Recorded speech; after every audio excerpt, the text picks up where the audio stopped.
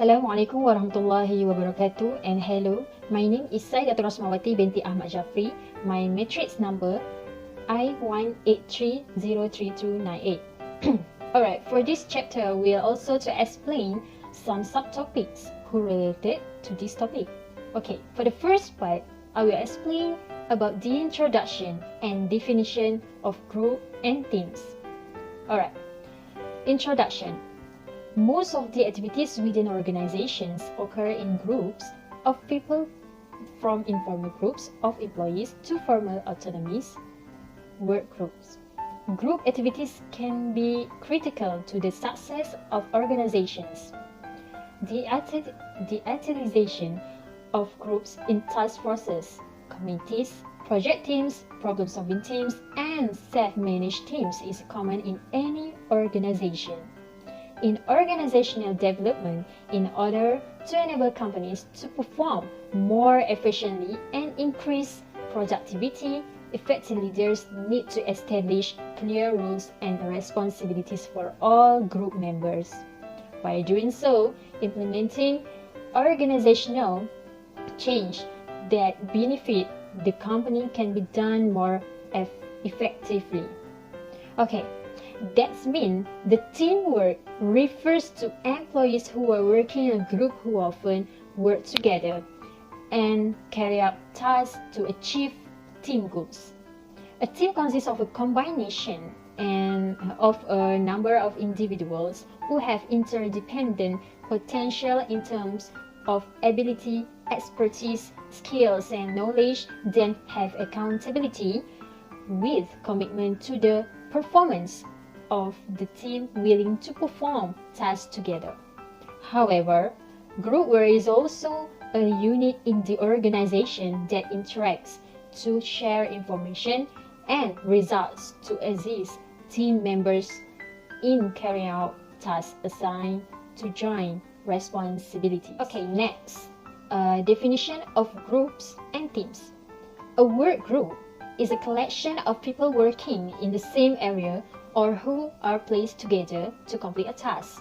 That means a work group has no need or opportunity to engage in collective work with joint effort, so the group's performance is merely the summation of each member's individual contribution. There is no positive synergy that will create an overall level of performance greater than the sum of the inputs. A work group is a collection of individuals doing their work, albeit with interaction and or dependency. A team is a small number of people with complementary skills who are committed to a common purpose, set of performance goals, and approach for which they hold themselves mutually accountable. That means a work team, on the other hand, generates a positive synergy through coordination. The individual efforts result in a level of performance greater than the sum of the individual inputs. Well, I will to show for you guys the difference between a group and a team. It also indicates that teams meet more often than traditional work groups. Work groups may meet periodically based on the manager's style, primarily to share information. Teams, by comparison, do much more than just communicate when they meet. Team meetings are forums for planning work allocation, solving work problems, making decisions about work, and reviewing work progress. In short, meetings are vital to a team's existence. Okay, we can see that both of the table, work group and work team, have 7 points. Okay, work group and work team. Firstly, work group, individual accountability, but work team, individual and mutual accountability. Secondly, work group comes together to share information and perspective, but work team frequently comes together for discussions, decision making, problem solving, and planning. Work group third focuses on individual goals, but work team focuses on team goals. Fourth, work group produces individual work products, but work team produce collective work products. Fifth, work group defines individual roles, responsibilities, and tasks, and work team defines individual roles, responsibilities, and tasks to help the team do its work, often share and rotate them. 6. Work group concerned with one's own outcome and challenges. And work team concerned with everyone's outcome and the challenges faced by the team. And lastly, work group, the managers shapes the purpose, goals, and approach to work. But the team leader together with the team members shape the purpose, goals, and approach to work. Alright, that's all for me. Now I would like to pass to the next presenter. Thank you. Alright, now we are going to talk about reason for joining groups. Before that, let me introduce myself. My name is Muhammad Ashraf bin Muhammad ZAMRI. My metric number I19304248. I'm studying in Bachelor of Usuluddin Hadith at USAS, and inshallah after this we are going to talk about reason for joining groups. Alright, as we can see at the slides, people join group for a multitude of reasons. But one major reason that make people joining groups is that the group membership often result in some form of need satisfaction on the part of the individual, because membership into a group can fulfill numerous needs, which some of the group members may not even realize that they are benefiting by joining the groups. But surely what I can say, by joining the groups, all the members of group will be benefited with a lot of knowledge or a lot of experience, even they are not to perform in the group that they are joining. Okay, now we are going to see at the second point. Organization typically form groups to accomplish work and related tasks, such as project or paperwork, no paperwork project, such as a retail project or marketing project or any projects. However, as a member of a work group, an individual may unintentionally reap the numerous benefit independence of the original group construct by focusing on individual goals instead of the group achievement. So in this case, we can see that some member of group, kadang-kadang mereka ini mendapatkan, orang kata apa, dia perasan dalam group tu dia dapat benefit yang banyak. After dia rasa macam dapat benefit yang banyak, dia more fokus to dia punya individual goals berbanding daripada fokus kepada group achievement, pencapaian kumpulan, kan. But bagi saya ini attitude yang kurang baik lah, kerana when we are in the group, we must to put the group achievement to our first goals, kan. Kita kena jadikan pencapaian kumpulan ni sebagai tujuan utama lah, and then after that kita boleh fokus kepada individual goals untuk to make our position in company lebih kuat lah, lebih kukuh. Nah, tapi kita perlu utamakan dulu group achievement. Okay, next we going to see about the benefit for joining group. Alright, now we are going to discuss about the benefit of joining groups. Okay, as you can see at the slides, the first one is security. Group membership reduces the insecurity of standing alone, as people will feel stronger and have fewer self-doubts when they are in groups. They tend to have a higher resistance to threats as well. So, benefit pertama adalah berkenaan security, di mana ahli-ahli dalam kumpulan itu merasakan dapat menghilangkan rasa keraguan apabila mereka duduk seorang-seorang, kan, duduk seorang diri, dan dia rasa macam sukar untuk diancam apabila mereka duduk dalam groups. And then the second one is status. Inclusion in a group is viewed as important by outsiders because it provides members with status and recognition. Okay, the second one is status, that bila someone tu masuk dalam satu group, outsiders akan nampak, oh dia ni capable, maksudnya mampu untuk melakukan tugas sebab dia dipilih untuk masuk dalam group. So your status will become more brightest lah. And the third one is self-esteem, which is related to the status. Self-esteem, which mean harga diri ataupun kehormatan diri. Group membership provides groups member with feeling of self-worth in addition to conveying status to outsiders. Okay, so bila you join the group, kamu akan rasa macam kita akan rasa macam harga diri kita ni tinggi sebab kita ada orang lain yang hebat-hebat juga dalam group, di mana mereka akan convince orang luar bahawasanya dia ni berkemampuan. And the fourth one is affiliation.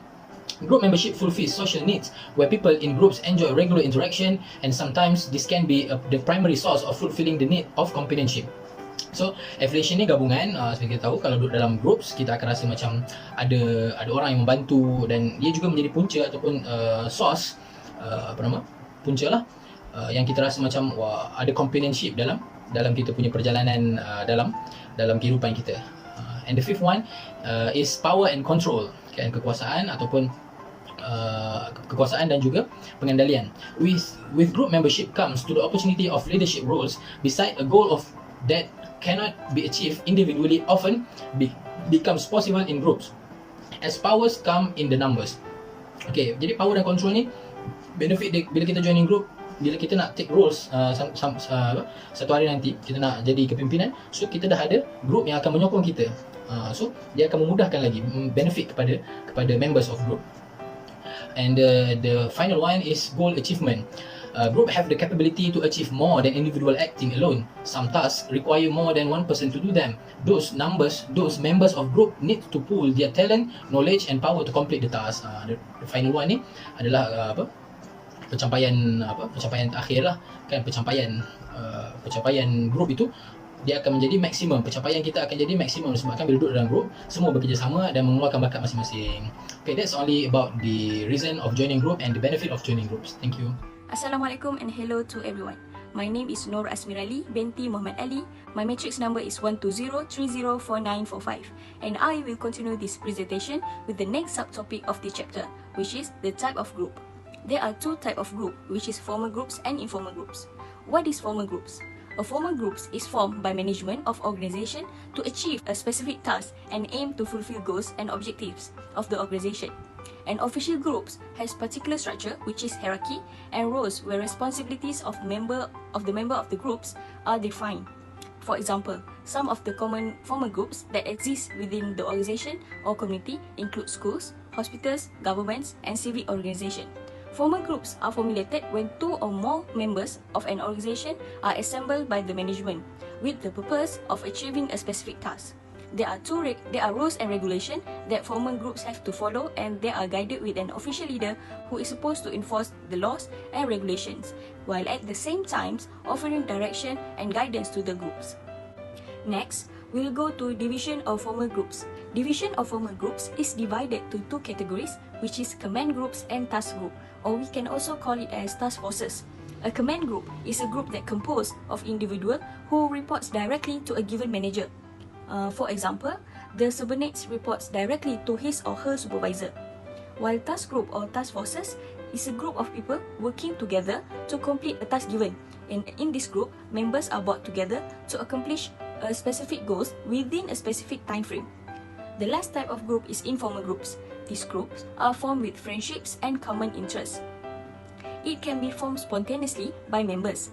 The main idea behind this form is the satisfaction of both personal and psychological needs.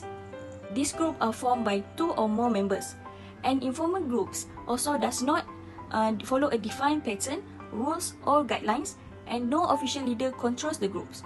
Any person can assume leadership at any given time. Division of informal groups is also divided to two categories, which is interest group and friendship groups. What is interest group? Interest group is a group of people working together to attain a specific objective which each member is concerned with. Let me give you a simple example. Students who come together to form a study group for a specific subject. The other type division of informal group is friendship group. This group is a group of people who brought together because they share one or more common characteristic. For example, political beliefs, religious value, similar social activities, or any common bonds. For now, that's all from me.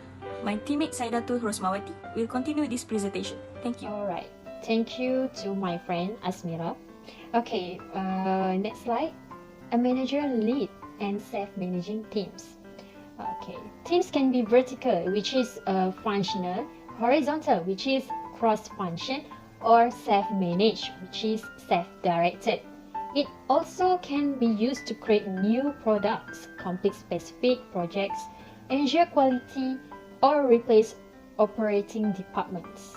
It forms anywhere, at any time, whenever the task is difficult and complicated. In addition, self-managed where there's no real leader involved, but they're all kind of trying to work together and negotiating what needs to be done in order to get it done.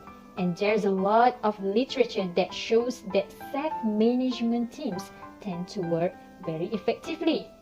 However, cross-functional, there is people from accounting and the finance and the marketing and different departments, research and design, whatever, are all working together on particular tasks throughout the organization. Well, next slide. There are 6 different types of teams. The book talks about functional teams are permanent and include members of the same department with different responsibilities. A manager is responsible for everything and everyone reports to them. Then, cross-functional teams. Cross-functional teams are made up of individuals from various departments. These teams tackle specific tasks that require different inputs and expertise.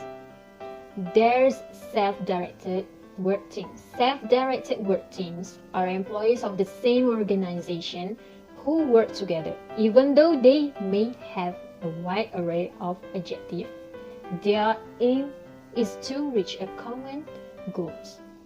They operate without managers and are relatively autonomous, sharing responsibility and leadership. Groups of 10 to 15 people. And then there are virtual teams. Virtual teams are made up of individuals who work in different physical locations and who use technology and collaboration tools to achieve a common goals. Virtual teams, like example, if you're doing this online, you're a part of virtual team.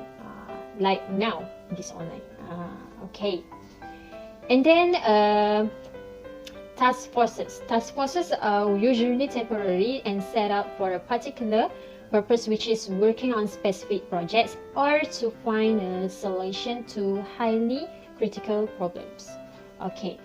And lastly, the problem-solving team. The problem-solving team is usually a team that forms to solve a particular problem or improve activities within their own department. Usually groups of 5 to 12 employees spend few hours each week to discuss ways of improving quality, efficiency, and the work environment. Okay, that's all for me. I will pass to the next presenter. Thank you. Bismillahirrahmanirrahim. Hi, Assalamualaikum warahmatullahi wabarakatuh. I'm Noor Binti ABDULLAH. Matrix number I1810272. Today, I will present session discussion about characteristic of group, namely is size, norms, roles, and cohesiveness. Is size. Size is meant to opposite the disease axis with regard to the number of people in group. Size is picture of the group larger and smaller. Both of group has their own different situation can make the group or team be productive and cooperate with each other. And what kind of different have larger group and smaller group? Alright, larger group like 8 people and more, and this is excess of larger group. They have a greater pool of talent and experience are available for solving problems. Rather than they can achieve the objective in their groups and make a sharing effort each other. Meanwhile, the lack of larger group, when the size larger of group is increased, a few members don't have chance to participate because the relative participation of only increased to the point where 1 or 2 members begin to dominate in group. Other than, they need to focus and advantage when it requires the combining of individual effort, as in brainstorming and other that. This is a very not corresponding because this cases like a bully at the workplace. That not a team work and perhaps to get something from others not together in groups. Furthermore, there are less value when everyone must accomplish the task in a general situation. Example, principal is resigned. To replace the vacancy must be principal with equivalent and high ranking or background education must overseas. Okay, let's go to different smallest groups. It is have 2 or 3 people in their groups. They access smaller group. They have a greater likelihood of close relationship and consonance for aims. Because to achieve the objective, they always take food in participation with their work and responsibility. Other than this smaller group, as a leadership and other roles are like to be shy, share, or rather participate, because to counteract the above tendencies, place special demands on her or his awareness of the problems and have a skill of dealing with them. When the smaller group collaborate each other, this group become larger group, and they need to be formation of subgroup to increase different roles and emergency leader. For example, principal is resigned, but to replace the vacancy, they appoint the assistant principal and to be new principal based on their skill and knowledge about to be as a leader. The main point is one group is rotate their principal to have knowledge and experience to be a leader. Alright, continue to main point 2 is norms. Norms, a code of conduct about what acceptable in behavior as a worker or employee. Common norm is an implied expression of a feeling, interacting or challenging to do. In addition, norms to become with a consequent fashion is comfort and loss momentum. This happens often to new employee or worker for adapt norms of the workplace and or organization. And then get helpful. As example, invite them in a subgroup and discuss about the situation or norms at the workplace. Tell them how to do and explain what have they when they need when joining the organization, because every company or organization have their rules and objectives to achieve. And to be a good employee or worker, we need help and support them to show the teamwork. Norms are typically unwritten and seldom discussed openly, which means they have a powerful influence on groups and organization behavior. India established performance norms like push each other to work hard, appearance norms as to what is acceptable or unacceptable. Norms is regarding punctuality and loyalty to the organization. Norms can be put into proper perspective. Proper perspective is mean distraction. It's become negatively situation or norms because it is non-conformist experience criticism or rejection by group members. As example, silent treatment is negative psychology treatment in norms as a worker or employee. It's very dangerous in big mental illness because trust displays too much at the workplace. Continue to main point 3. Roles. Roles about task, maintenance, and blocking. Task roles is enable the work group to define and pursue a common purpose, like opinion giver. It means state is his or her which is present to a suggestion made. Number 2, alternator suggests or proposes to the group to new idea. Number 2, maintenance roles. Maintenance roles means foster supportive, constructive interpersonal relationship. Like harmonizer is mediates the difference between other members. Number 2, encourages is praises, agrees with them, and accept the contribution of others. The main point is blocking roles. Blocking roles is mean enrich when this needs ignored and become suppressed. Like dominator. Its example is giving direction authoritatively, interrupting the contribution of others. Number 2, help seekers as example, attempts to call for sympathy, response from other group, and have through expression of insecurity. I will continue. The main point 4 is cohesiveness. Cohesiveness is about a visual of the group to its members, the sense of team spirit, and the willingness of the members of coordinate their efforts. When members had high cohesiveness, will be created, interest to implementing, give opinion to others, be cooperative and friendly, give a spirit of teamwork. As example, in meeting, they are using a we rather than I because to show how close the relationship as a teamwork. Alright, and definitely about low cohesive, there will be an absent meeting, not a teamwork. Is this a clique and faction? Meanwhile, become a frustration and the lack teamwork. Number 2, factors in a group cohesion are social and environmental.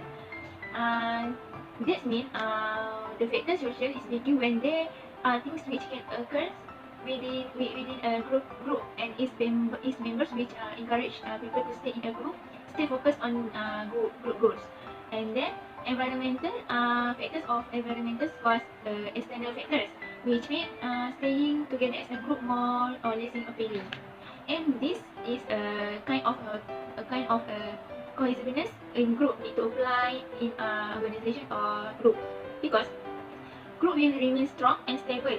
And another factors, group will be success with people having an incentive to stay in group, which is doing well and anything. Okay, that's all from me. I will pass this presentation to my friend. Thank you. Alright, me again, and now inshallah we will going to discuss about the stages of group development. Generally, when organization form teams, this organization have specific projects or goal in mind. A team is simply a tool that accomplishes a project or goal. No matter the reason for the formation of teams, they go through 5 stages according to a 1965 research paper by Bruce Tuckman of the Naval Medical Research Institute at Bethesda.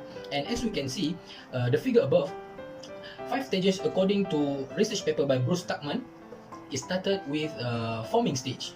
After that, we'll turn to storming stage, and then turn to norming stage. After that, to a performing stage, and lastly ended by the adjourning stage. And we will see after this what's the meaning of all of these stages.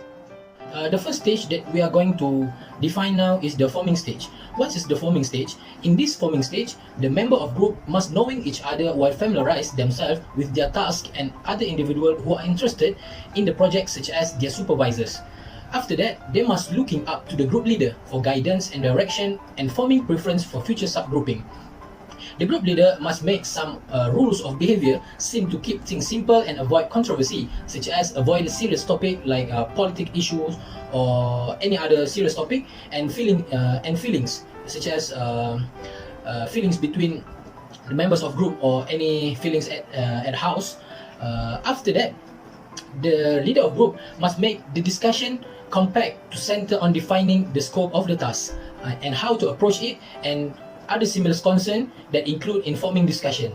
Lastly, before moving to the next stage, each member in the group must relinquish the comfort of not threatening topics and risk the possibility of conflicts in group. Now we're going to discuss about the second stage of group development by Bruce Tuckman, which is the storming stage. This stage can be characterized by competition and conflict within the teams. As members learn to bend and mold their feelings, ideas, attitudes, and beliefs to suit the team organization, although conflict may or may not surface as a group issue, but in this storming stage, they still exist. The competition and the conflict within the team still exists because of the fear of exposure and fear of failure among the members of group. After that, they will going to bring question about who is responsible for what, and what the rules are, and what the reward system is, and what the evaluation criteria. And after that, there may be wide swing in members' behavior based on emerging issues of competition and hostilities.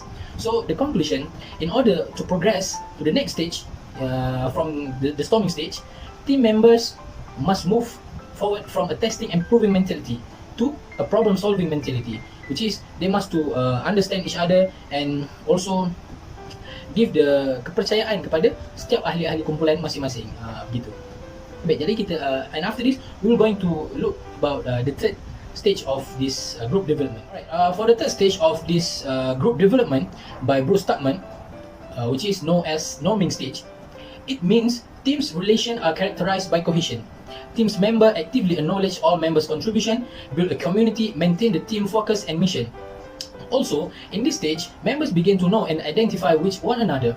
The trust that individual place in their colleges foster cohesion within the team. The members also begin to experience a sense of group belonging and a feeling to relief as a result of resolving interpersonal conflicts. The interaction at this time are characterized by openness. Kan? Maknanya mereka dah bersifat keterbukaan daripada masa ini, tidak lagi rasa tak percaya kepada orang lain. And sharing of information on both personal and task level, which make they feel good about being part of effective group. So pada ketika norming stage ini, mereka merasakan perasaan yang gembira bila duduk dalam group. Kan?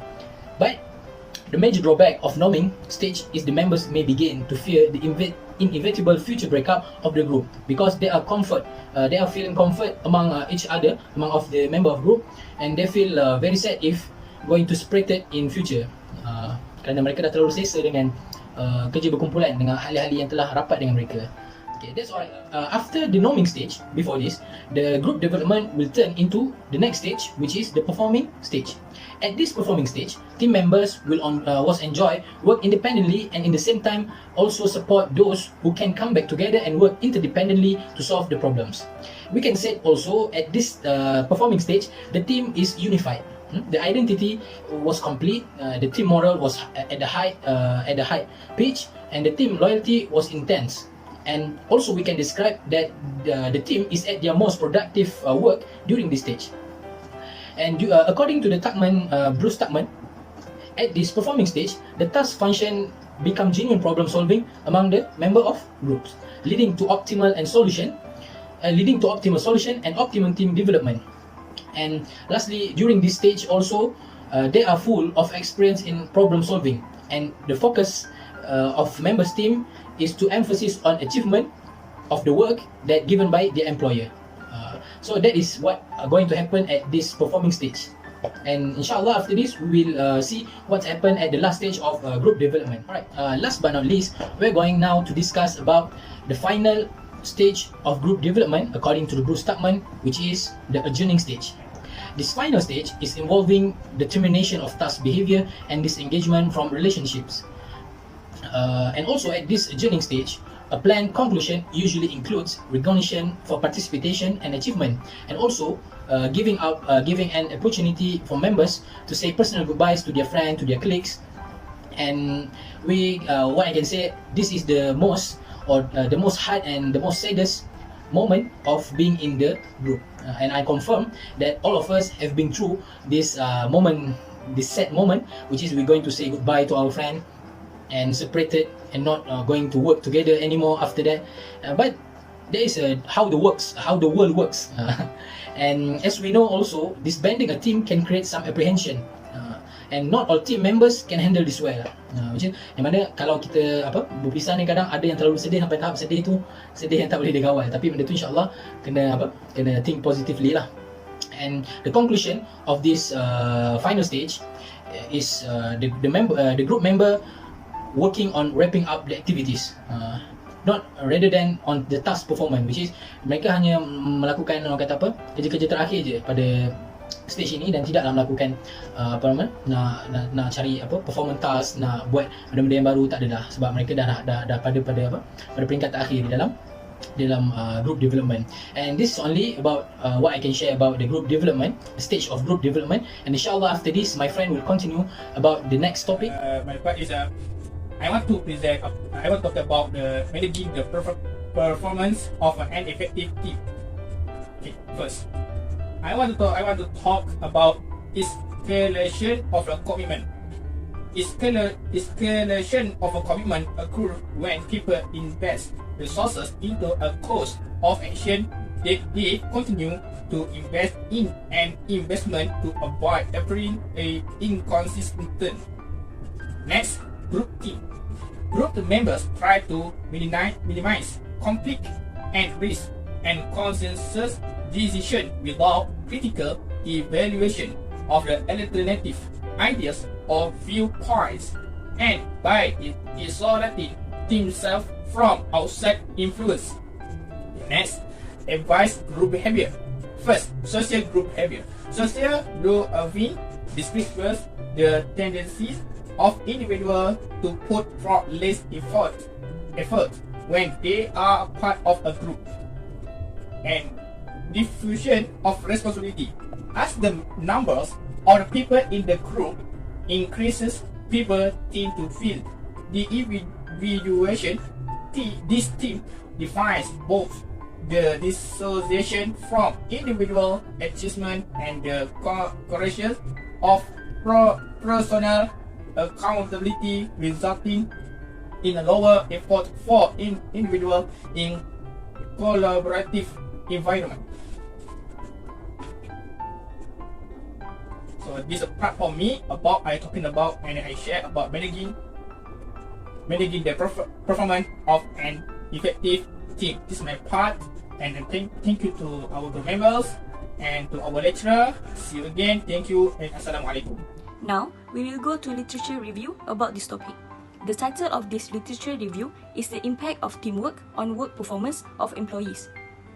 It is written by Sovic Sanyal and Muhammad Wamid Isham. They are the assistant professor from the Department of Management and Marketing in Dhofar University.